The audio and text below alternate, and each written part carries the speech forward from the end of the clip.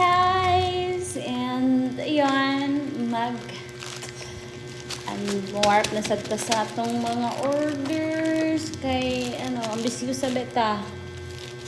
Diba? Masigan tag-order order sa town na ko diba? Ito yung ball pen, mga ball pen na pwede bibili ka lang ng refill and may eraser, yung pwede mong erase. Ito siya. Tatlo siyang ganito. Tatlo, tapos yung refill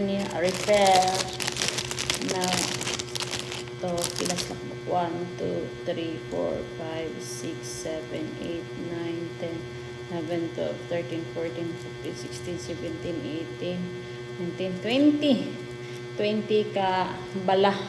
Diba? May kasama ding eraser din to, diba? Eraser. Tadang! Dalawang eraser. So, itisting natin kung legit ba siyang maka-erase. Pack ito.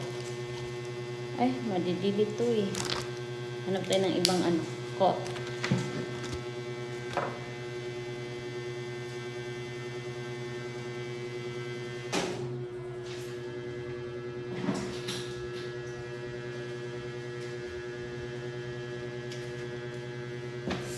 Ayan, hanap tayo ng pwede nating pagkasulatan. Hindi naman siya muagi, guys. Uy, muagi. Ito legit. So, erase lang natin. Ayun, na-erase. So, ito na siya. Na-erase na siya. So, diba na-erase yan. Wait lang. Okay. Sabi, na-delete siya. Na-delete, na-erase. Pag ito naman gagamitin natin. Ayun. Pag itong ibang ballpen naman, ititesting natin. Ibang ballpen yung gagamitin ko. Diba? Ibang ballpen to Ito yung ginagamit ko. Tapos pag ito, i-delete ko. Ay, hindi siya natatanggal. Akala ko natatanggal din.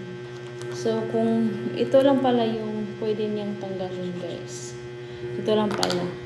Wala lang iba. Ito lang yung pwede niyang tatanggalin.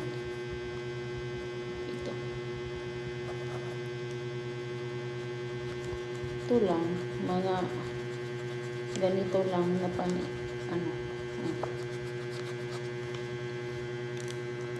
check out yun lang for today. Hindi siya, pag ito yung gagamitin ko, yung karaniwang ballpen ay natural. Pag karaniwang ballpen tas gagamitan ko ng eraser, hindi siya natatanggal. Erase or maski ito hindi nakaka-erase. Pero pag ito yung ballpen na gagamitin ko, di-delete siya. Na-delete. Na-i-erase. Yan, na-erase siya, guys.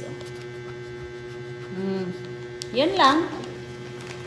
Share ko lang. Ganun lang. Thank you for watching. And yes, it's me. Thank you.